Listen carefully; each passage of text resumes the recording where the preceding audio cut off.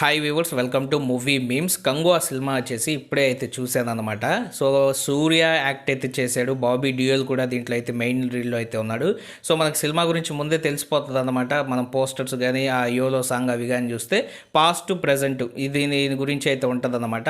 So మనకు cinema మొత్తంలో story ఎలా రన్ అవుతుందంటే మనకి పాస్ట్ గురించి చూపిస్తుంటాడు, మళ్ళీ ప్రజెంట్ గురించి అయితే చూపిస్తూ ఉంటాడు అనమాట. సో బింబిసారా ఇలాంటి మూవీస్ మనం అయితే చాలా అయితే చూసామన్నమాట. సో అలాగే అయితే ఉంటుంది.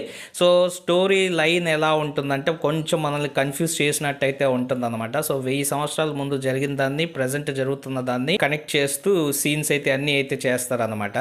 సో మనకి ఓవరాల్గా స్టోరీ పరంగా పెద్ద హైలైట్ స్టోరీ అండ్ అలాగే మనకి స్ట్రాంగ్గా జనాలకు వెళ్ళే స్టోరీ అయితే కాదు.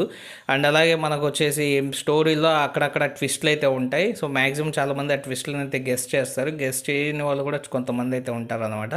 లాస్ట్లో మనకి సెకండ్ హాఫ్లో వచ్చేసి కంగువా 2కి ఒక లీడ్ లాంటిది అయితే ఇస్తారన్నమాట. సో ఫస్ట్ హాఫ్ గురించి కానీ మాట్లాడుకున్నట్లయితే ఫస్ట్ హాఫ్ మొత్తం కొంచెం డ్రాగ్డ్ లాగే అయితే ఉంటుంది. సో ఒక 40 మినిట్స్ అసలు అయితే మనకైతే అంతగా ఇంట్రెస్ట్ అయితే కల్పించదు మూవీ వచ్చేసి.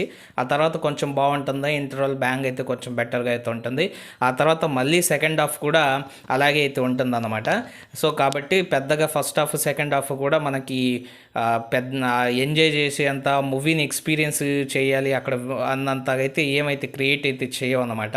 ఎందుకంటే మనకు విజువల్ పరంగా అండ్ అలాగే సూర్య క్యారెక్టరైజేషన్ పరంగా అలా కానీ మనం కానీ చూసినట్లయితే సినిమా అయితే బాగుంటుంది. కానీ ఆ కొంచెం సేపే అన్నమాట మనకి. సో సూర్య పర్ఫార్మెన్స్ అయితే బాగా అయితే ఉందన్నమాట. సినిమా మొత్తం ఓవరాల్గా చూసుకుంటే సూర్యది కావచ్చు, బాబీ డియోల్ది కావచ్చు, అందరిది పర్ఫార్మెన్స్ బాగుంది. కంగువా అనే క్యారెక్టరైజేషన్ చేయడం కూడా బాగా అయితే ఉంది. కానీ సరిగ్గా అయితే చెప్పలేకైతే పోయారన్నమాట స్టోరీ అనేది.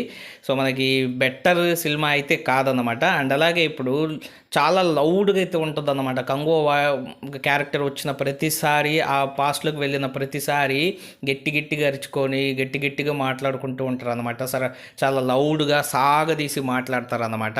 సో అది అంతగా అయితే ఇంప్రెషన్ అయితే అనిపించలేదు. అది అసలు వచ్చినప్పుడు ఫ్రస్ట్రేటర్ లాగా అనిపించేది ఆ థియేటర్ మొత్తంలో.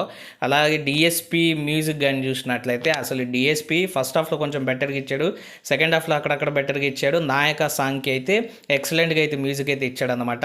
సో ఆ తర్వాత ఓవరాల్గా ఎక్కడ చూసుకున్నా కూడా ఏదో ఒక్కొక్కసారి లౌడ్గా గట్టిగా దెబ్బ వైన్ చేసినట్టు ఉంటుంది, ఒక దగ్గర అయితే స్లోగా కొంచెం ఏదో లైట్గా కొట్టినట్టు అయితే ఉంటుంది. సో స్టోరీకి తగ్గట్టు కొట్టాడు, కానీ స్క్రీన్ ప్రెజెన్స్కి అక్కడ మనం థియేటర్లో ఎక్స్పీరియన్స్ చేసేటప్పుడు ఆ సౌండ్ అనేది పెద్దగా ఇంపుగా అయితే అనిపిది అనమాట, ఏదో ఇరిటేట్గా అనిపిస్తుంది. సో అప్పుడు అనిపించింది నాకు లాస్ట్ మూమెంట్లో డిఎస్పీని పుష్ప 2 నుంచి ఎందుకు తీసేశారయ్యా అంటే ఇదేనేమో.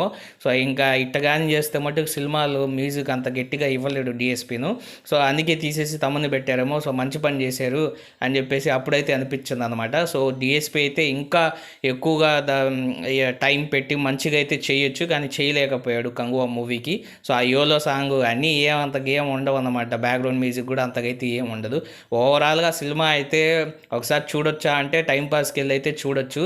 సో గట్టిగా అదే దానికోసమే వెళ్ళాలి అని అయితే వెళ్ళే ఆలోచనలు ఏం పెట్టుకోకండి. సో సూర్య గురించి పోవాలనుకుంటే పోవచ్చు సినిమాకి, లేకపోతే లేదు. ఓవరాల్గా పర్వాలేదు అన్నట్టయితే అనిపించుకుంటుంది అన్న సినిమా వచ్చేసి. సో ఇది ఫ్రెండ్స్ కంగువాకి సంబంధించిన రివ్యూ అయితే. వీడియో నచ్చినట్లయితే ఖచ్చితంగా లైక్ చేయండి, మా ఛానల్ సబ్స్క్రైబ్ చేసుకొని నన్ను సపోర్ట్ అయితే చేయండి. Thank you friends and by, take care friends.